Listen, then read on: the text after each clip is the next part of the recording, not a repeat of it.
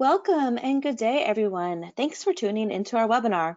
My name is Bonnie Kaufman. I am the Events Program Manager here at ChiroTouch. Part of my job is to create educational learning events for chiropractors and those in the profession, pretty much like what we are putting on for you today. In addition to virtual events like today's webinar, we also host a series of educational podcasts as well as participate in some in-person conferences like the recent Vegas Parker show. If you were out in that part of the country in February, perhaps you saw us there. Anyway, I love what I do, and I am so very pleased to be able to bring you this program. But I'm not doing it alone. Joining me is Dr. Tammy Howard, who will be leading us through today's presentation. But before I turn it over to Dr. Tammy, I did want to go over just a few housekeeping items to make sure today's session runs smoothly. We have a few folks who are still logging in, so this is a great time to make sure that everyone kind of knows how today will go. So first off, you'll notice that you are automatically muted when you join the session. You are more than welcome to submit a technical question, a content-related question to us via that chat function of the GoToWebinar dialog box. I will monitor those and try to help you out as they come in. And hopefully we'll have some time to address questions at the end, time permitting. If you're having issues hearing the audio, you can change your settings from the computer audio to the phone dial-in, which usually resolves that. Lastly, we get this question a lot. The session is being recorded. It will be made available on our website in about 48 hours. So hopefully by the end of the day tomorrow, if not Monday. I know that's more than 48 hours, but we're kind of at the end of getting toward the end of a work week. So you can view it on the website there again if needed. Okay, let's see. So today's topic, in this presentation, we are going to tackle the topic of HIPAA compliance and patient text and emails. The person to lead us through this presentation is Dr. Tammy Howard. Hi, Tammy. Hey, Bonnie. Thanks for having me. Thanks for joining me. I know it's been a while since we've done a webinar together. We've done some catch up with ChiroTouch podcasts in our recent history, but it does seem like it's been a long time since we've actually sat down with an audience like this. So thanks for making the time. I'm really glad you are here. I know this is not a fun topic, so thanks for lending your expertise. Are you ready? Yeah, I'm ready. All right, let's dive in. Awesome. Like Bonnie said, my name is Tammy Howard. I'm a chiropractor, mother, and product strategy manager here at ChiroTouch. I've been involved in the chiropractic industry for over 2 decades, and I started my career off when HIPAA was in its infancy, working as an office manager, and I served as our compliance officer for that practice. Today, I spend most of my time contributing to the profession through work I do here at ChiroTouch, but I also stay connected to the profession through a practice that I own with my husband. Now, ordinarily, I don't feel compelled to share these types of details in a webinar setting, but I do think for today's topic, my experience helps to add that interesting perspective from somebody who's dealt with compliance both behind the scenes and in a frontline practice setting. Which brings us to today's topic, patient text and emails. We're going to talk about what you need to know to remain HIPAA compliant, especially in this digital age where patients prefer more convenient methods of communication, such as texting or email, rather than phone calls. So before you send that text message, there's some things you definitely want to keep in mind to make sure that you're complying with HIPAA guidelines. And in this webinar, we're going to go over the do's and don'ts of communicating with patients so that you can feel confident your practice is meeting patients, but also still protecting their privacy. Before we get into today's agenda, just a quick thank you to ChiroTouch for making this possible. Offering these free educational sessions is just one of the ways ChiroTouch gives back to the profession, and we hope you find value in today's content. So with that said, let's take a look at our agenda for today. First, we're going to go over just kind of a quick high-level review of HIPAA and why it's important for your offices. Then we're going to go over the guidelines for emailing and texting patients. And we'll touch a little bit on how electronic health records can help aid in communication and also help you still stay compliant. And then after this, I'm sure this is the best part and what you guys are all waiting for is the raffle drawing. We're going to pull a random raffle winner for $250 gift card prize. And then finally, we'll do our best to answer any questions that you have. If there are any questions that come up as we're working through this presentation, feel free to put those into the GoToWebinar panel, and we'll get to those at the end of the presentation. Also, at the end of the webinar, when you exit the webinar, you'll be presented with a quick little 3-question survey. We really appreciate any feedback you can give us there. So please take a minute to fill that out before you resume your day. And with that, let's get started. All right, so I'm sure everyone here is familiar with HIPAA. For those of us that have forgotten what this stands for, the Health Insurance Portability and Accountability Act of 1996. It's funny, I didn't, looking back at this, I was like, 1996, it feels like not that long ago. That went fast. So in a nutshell, it's a federal statute outlining the national standards for protecting patients' health information.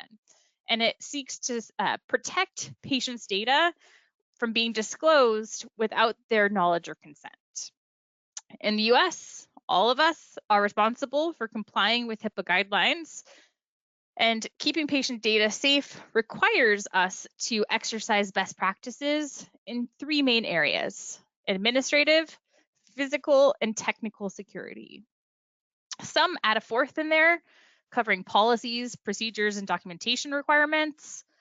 I personally consider that under the administrative umbrella. Now, chiropractic offices should not take HIPAA guidelines lightly. The consequences for noncompliance can be very severe. In some cases, a practice may deal with a violation internally, including employee termination. For willful violations of HIPAA guidelines, the minimum fine is $50,000, and for maximum criminal can range up to $250,000. But you may also have to pay restitution to victims whose rights were violated. Criminal violations of HIPAA can also result in jail time. So how is it determined if the consequence of a HIPAA breach is a slap on the wrist or jail time and a fine?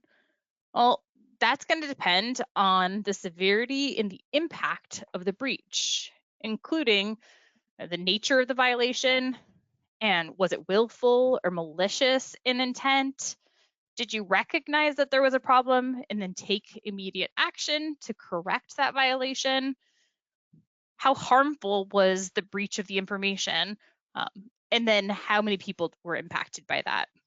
And then lastly, was there some type of criminal intent with that as well? So of course, we want to be careful here whenever it comes to HIPAA, because these consequences can be severe. Now, it is a common misbelief that texting a patient is a violation of HIPAA. And while the complex language does cover the dissemination of information electronically, texting is not explicitly covered in the policies and security rules. But under HIPAA guidelines, texting is allowed with certain provisions. So it's permissible to send information via text as long as that message doesn't include direct personal identifiers. So what does that mean? It means no name, address, social security number, or other identifying information when you're texting a patient. You must also inform the patient of all risks of allowing text messages containing potentially personal information and having messages stored in their phone. Practices must implement technical safeguards to ensure patient privacy, including limiting access to personal health information or protected health information to those users who are absolutely required the information to do their jobs.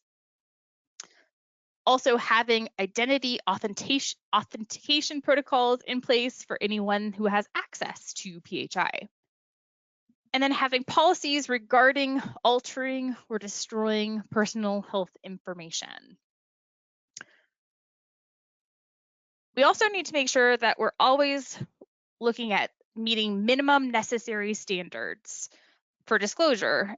And what that means is that you're always making a reasonable effort to ensure that access to PHI is limited to the minimum necessary information to accomplish the intended purpose.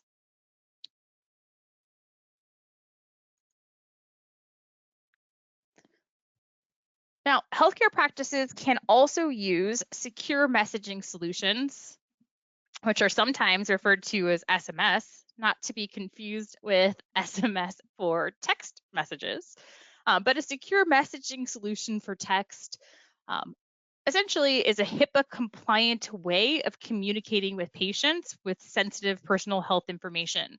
There's end-to-end encryption, so the information is protected on both ends of the communication by identifying the sender and the receiver.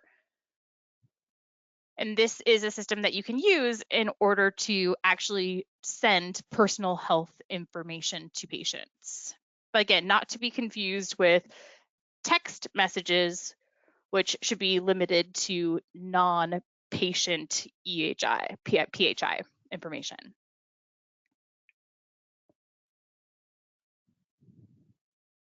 Now, let's talk a little bit about emailing patients. Patients do have the right to request alternate form of communication, and some may want you to specifically communicate via email. And if email is reasonable for the communication that needs to take place, HIPAA does allow you to use it. But, and this is important, you cannot send unencrypted emails containing confidential patient information, regardless of what the patient agrees to. Emails can be HIPAA compliant if your practice puts measures in place to secure the communication. While you can send emails containing PHI internally on an email network with the necessary firewall, corresponding with patients externally is much more complex. If you're sending electronic PHI outside of your internal network, your emails need to be secured during transit, which means there are some considerations you need to implement in terms of access controls, audit controls, integrity controls, ID authentication, and transmission security. And while encryption of emails is not always mandatory, it is up to you to determine the level of risk associated with the email exchange and what sort of information is contained in the interaction. Encryption becomes complicated because there's no HIPAA standard for what encryption method is secure. To add another layer of complexity, if a patient sends you an email, you can assume that they are open to responding via email. But you should not assume they agree to the risks of receiving PHI electronically without first asking. In this situation, warn them about the risks of sending PHI electronically, then let the patient decide if they are comfortable continuing with email communication.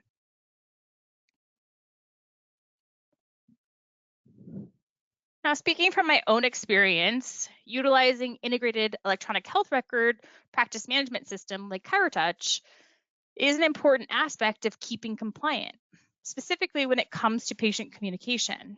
ChiroTouch helps practices to remain HIPAA compliant in their patient communication with secure PHI, access controls for authorized users, communication consent agreements kept within the patient's digital files, and integrated communication tools that can be managed from a singular system.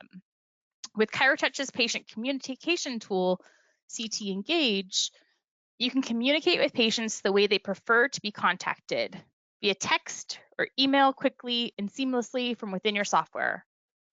It offers both two-way and broadcast texting, letting you send text to individual patients, small groups, or even all of your patients at once. if you're evaluating software options, I highly recommend you consider how the system can help you safely communicate with your patients. In the end, while I'm a ChiroTouch advocate, I also want to help doctors across the profession to make the best decisions for their practice. If anyone listening wants to learn more about ChiroTouch and its compliant communication features, we'd be happy to reach out. That sums up the educational portion of today's presentation. Bonnie, I think it's time for the real reason everybody is here today, the raffle. Awesome. Thanks, Tammy. Okay, so I'm going to do some little black magic on my side and get my screen up. So, yes, so just kind of add a little bit of spice to today's presentation. We are going to have a fun raffle. It's random. We're going to be using this fun app here. So we have everyone's names for who signed up for the webinar in our little spin wheel, and we are going to let it randomly pick. I feel like we need a drum roll here. Yeah, I know. Some more music. Drum roll, please. Okay. Austin. So it looks like Austin. Thanks for joining us today. You are the lucky winner of a $250 gift card. I'll be in contact to get your details so we can send that out to you. No, that was the fun drum roll. I know. Okay. That was my pathetic excuse and a drum roll there. It was short and sweet, but like I said, we try to add a little bit of spice, especially when it's a topic like HIPAA.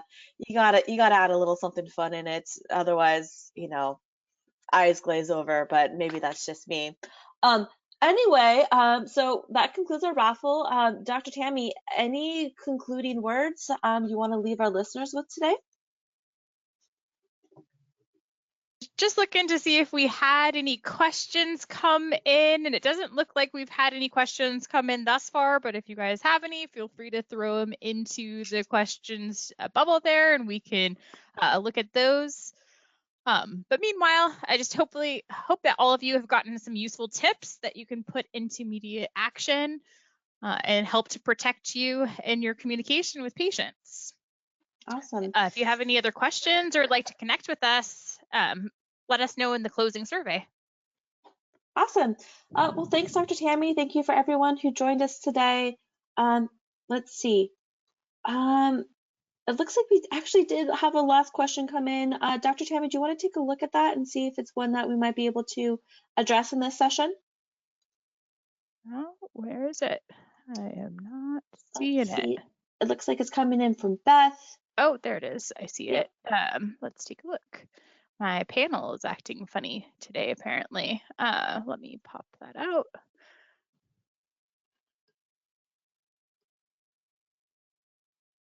Hey, Beth. Okay, so Beth, this is a great question. You asked clarifying PHI from contacting patients via email or text with contacting to remind them about appointments. So this is a great question. I know a lot of us in today's age use email and text to remind patients about appointments. And so what I would just encourage you to do is kind of minimize the patient information within that communication. So perhaps the reminder would look like say something like, we know you. This is a friendly reminder of your appointment tomorrow at Advanced Chiropractic, 3:30. We'll see you there. So there's a few things I left off, right? I'll give you an example of maybe a not so great option of an email or appointment, text or email appointment reminder. Hey, Bob, we can't wait to see you tomorrow to treat your low back. Your appointment's at 3:30. So you see the difference there. We've kind of disclosed the patient name. We disclosed, the reason for their visit that they're coming in. So anytime that you're doing appointment reminders, just kind of keeping it simple, I would keep it specifically, short, sweet, to the point. I wouldn't use the patient. I would not use the patient name, and I would not use any other identifying information about the patient. Does that make sense? I think it does. So basically, just not disclosing anything too personal, but just the basic information of basically the what and the where, but not the why or the who. That point that we had earlier, the minimum necessary information, yeah, in my brain, I kind of think of that as like one of the golden rules of HIPAA, right? To try to always kind of keep it to the absolute minimum that you need in order to communicate with that patient. And so, in this case, the name of the patient is PHI. And I was, as we were preparing for this, I was going back and I was like, I think every doctor that sends me like appointment reminders includes my name in the appointment reminder, right? That's technically personal health information by disclosing the patient's name. But of course, you can kind of protect yourself a little bit by having informed consent with the patient as well. I know for ChiroTouch, we've got some forms that you can use to actually um, get that consent from the patient that says, hey, we're going to text you these appointment reminders. You're okay with that, right?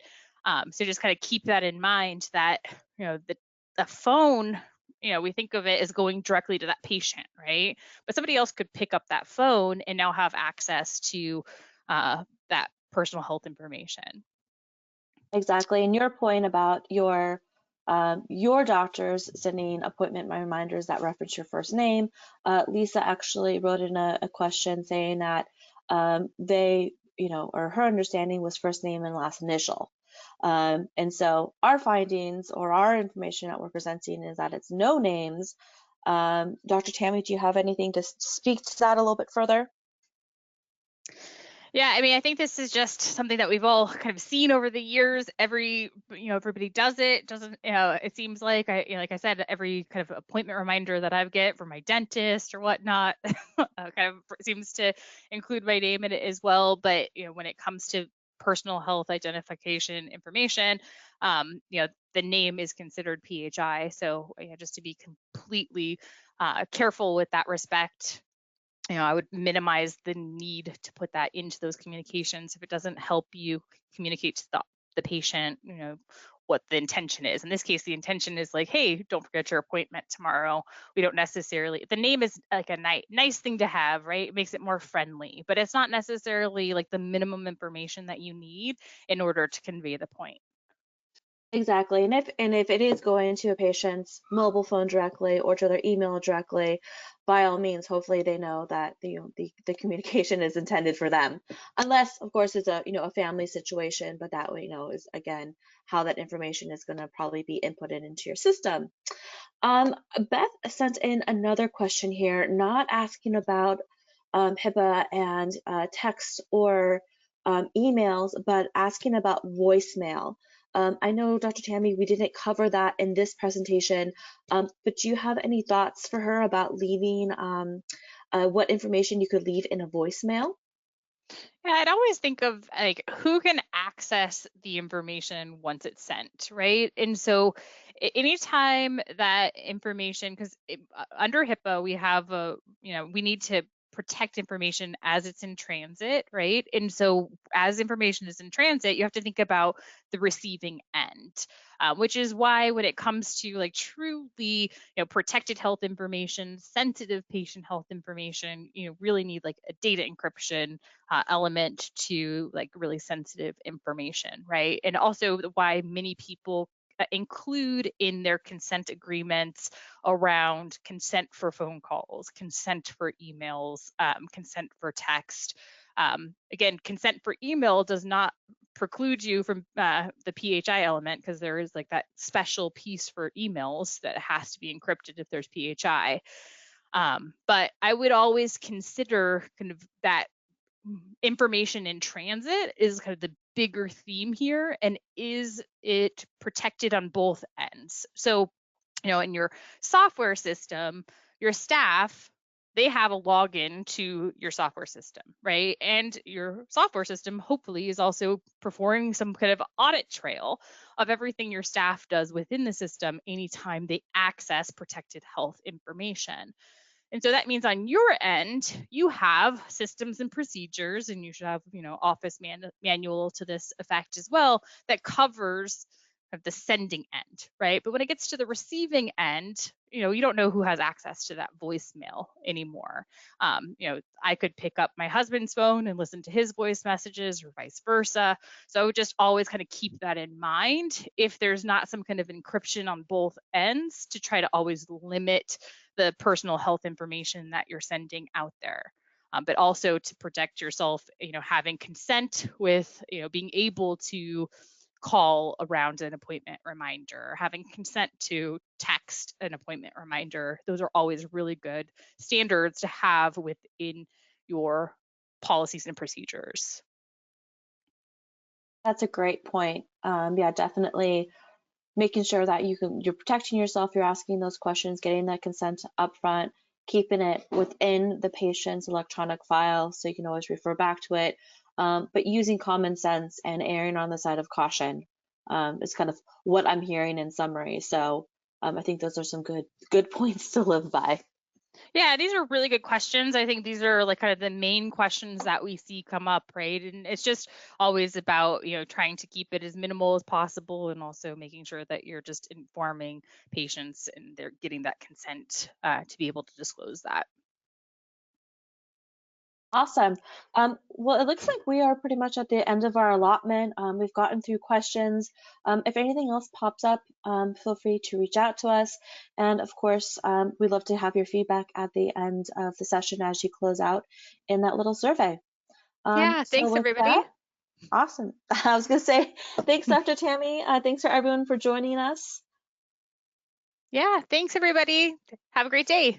Have a great rest of your day. Bye now.